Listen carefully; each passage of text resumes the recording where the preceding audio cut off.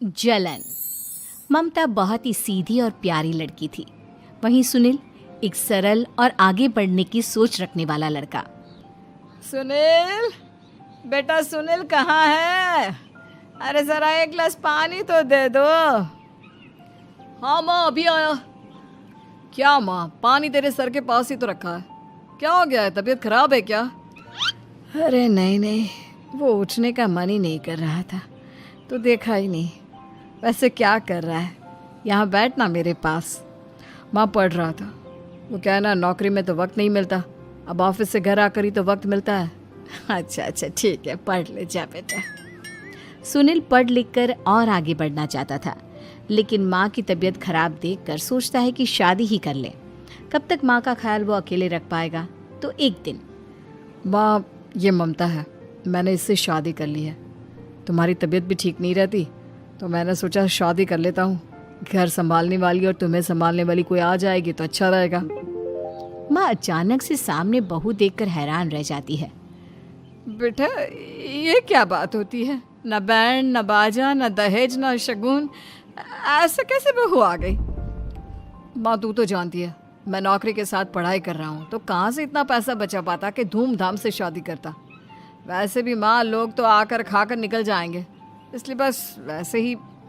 माँ जी, मैं आपका ख्याल रखूंगी। वैसे भी ये आगे की पढ़ाई कर रहे हैं, अच्छा कुछ कर गए तो सबके दिन फिर से अच्छे आ जाएंगे। सास को ममता की बात ठीक तो लगती है, लेकिन मन में कहीं ना कहीं लगता है कि कहीं बहू बेटे को लेकर फुर्र ना हो जाए और फिर तो वो रह जाएगी अकेली। बेटा देख, मेरा जो कुछ भी है वो सुनील ही है, और सुनील का भी अब इस दुनिया में मैं ही हूँ और कोई नहीं। क्या सुनील? बिल्कुल माँ, लेकिन आज से ममता भी मेरे जीवन का अहम हिस्सा है, जैसे तू है। सास को बड़ा बुरा लगता है कि उसकी सल्तनत में कोई और हिस्सेदार कैसे हो सकता है। कैसे कोई और उसके 30 साल के बेटे की जिंदगी में अचानक से आकर बराबर का हिस्सेदार बन सकता है। देख बहू, मैं भले थोड़ा बीमार रहती हूँ, लेकिन इसका मतलब यह नहीं कि घर की चीज़ों में मेरा कंट्रोल खत्म हो गया है। मैं आज भी इस घर की रानी हूँ, समझी? बेटा सोचता है कि ये माँ को अचानक से क्या हो गया। कल तक जो माँ कहती थी कि जिंदगी का कोई भरोसा नहीं, वो अचानक से जंग के मैदान की झांसी की रानी कैसे बन गई? माँ क्या हो गया है? सब ठीक है ना? अचानक कैसी बात कर रही हो? ममता का आज पहला दिन है, स्वागत करो उसका। आसपास की आंटियों को बुलाओ, नई दुल्हन की मुंह दिखाए करवाओ। खैर, सास होने का फर्ज निभाती है और बाद में एक सहेली के साथ बाहर निकल जाती है। क्यों नहीं बताया नहीं कि बेटे का ब्याह कर रही हो?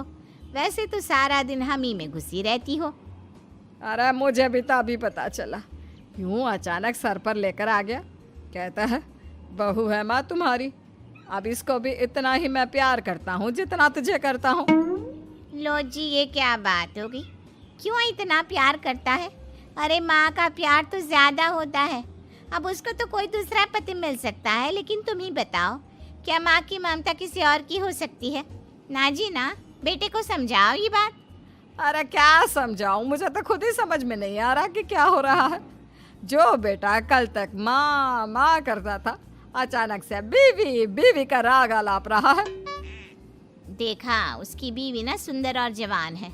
सुंदरता के आगे तो एक से एक नहीं टिके, तो तेरा बेटा किस खेत की मूली है? सास को भी समझ में आ जाता है कि बहू की सुंदरता के आगे माँ का प्यार किसी काम का नहीं। उधर बीवी, ए जी, अम्मा जी सहेलियों को छोड़ने गई थी, अभी तक आई नहीं, हम देख आए क्या?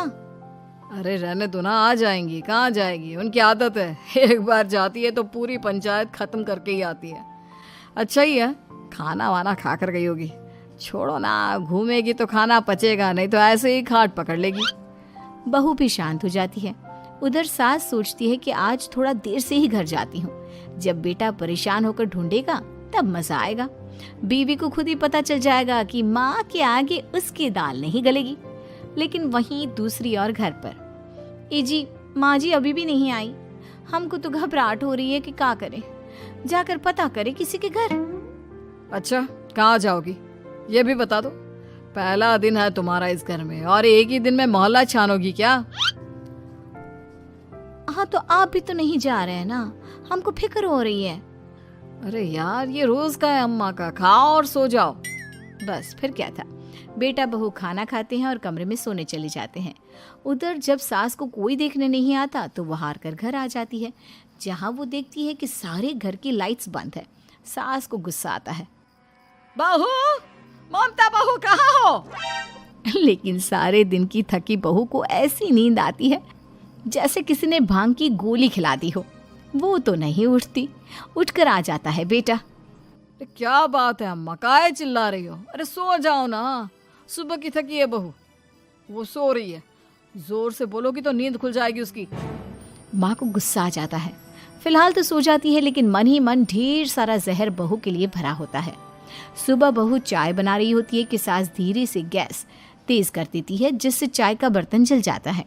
और जैसे ही बहू चाय का बर्तन उठाती है उसका हाथ जल जाता है। मेरा हाथ जल गया। वो जोर जोर से चिल्लाकर इधर उधर भागती है कि सास थोड़ी देर में उसके हाथ में पानी डाल देती है। हाय रे बहू, क्या कर रही हो? पहली बार रसोई छुई हो क्या? सासू माँ गलती से गैस तेज रह गई थी और बर्तन जल गया, जिससे मेरा हाथ जल गया। हाय रे, कितना गंदा दाग। छी छी छी छी, मुझे तो उल्टी आ रही है तेरा गला हुआ मांस देखकर। तू ना मुझे अभी साथ से खाना मत लगाना। बहू भी खुद का हाथ देखती है तो उसे भी रोना आ जाता है। कुछ दिनों के बाद सास की सहेली आती है। बहू चाय बनाकर लाती है। उसके जाने के बाद सहेली कहती है, बहू की सुंदरता ऐसी है कि कोई भी दीवाना हो जाए। वैसे तेरे बेटे का क्या हाल है? अरे वैसा ही है, बहू के पीछे लट्टू। क्या करूं, कुछ समझ में नहीं आ रहा। मैंने तो बहू के चेहरे पर दिवाली के पटाखे की चक्री फेंक दी, उसका पूरा चेहरा जल गया। अब देखो ना रही सुंदरता, और ना ही अब मेरा बेटा उसे पूछता है। अरे अब तो वो उसे छोड़कर दूसरी भी देखने को बोल गया है मुझे। बहू सारी बात सुन रही होती है। आंटी एक बात बताइए, क्या भरोसा है कि दूसरी सही आए और आपके अनुसार रहे?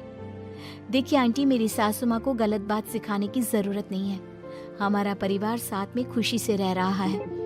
देख बहू, मेरी सहेली की बेइज्जती ना कर, वही अच्छा रहेगा तेरे लिए, समझी? बहू नहीं मानती है। वो बार बार उनकी सहेली को घर से निकल जाने को कहती है। तभी सास की सहेली पास के चूल्हे से लकड़ी लाकर बहू के चेहरे पर लगा देती है। बहू जोर जोर से रोने लगती है। अरे ये क्या कर दिया? मैंने कहाँ किया, ये तो तूने किया। तू ही नहीं चाहती थी कि बहू बेटे के साथ रहे, भला मैं क्यों करूंगी? मैं तो चली, निपटो अब। बहू रो रही होती है, दर्द से चिल्ला रही होती है, लेकिन सास उसे डॉक्टर के पास नहीं ले जाती। तभी पति आता है। क्या हो गया ममता? ये दाग कैसे लगा? तुम कैसे जली?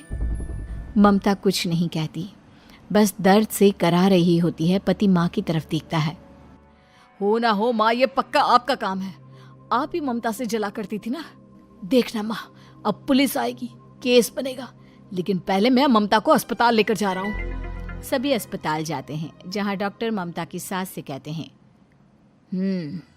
आपने तो नहीं जलाया ना बहू को?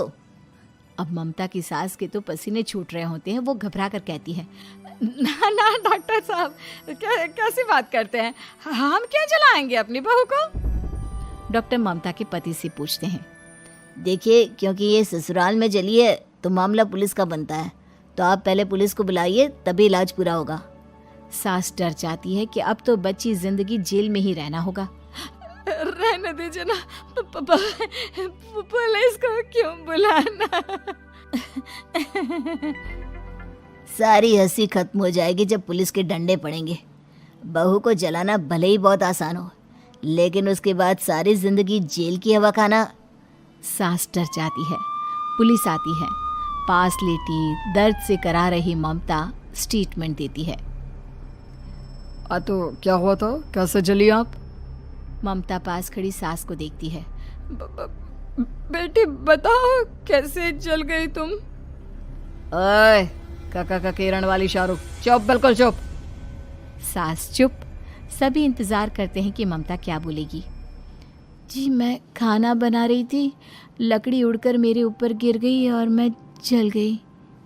सास बहू की बात सुनकर रोने लगती है। देखा माँ, कितनी समझदार है ममता। ये चाहती तो, हाँ बेटा, ये चाहती तो मैं आज जेल में होती। मुझे माफ कर दे। मैं आगे से अभी कभी ऐसा नहीं करूंगी। बहू के साथ मिलकर रहूंगी। मुझे माफ कर दे।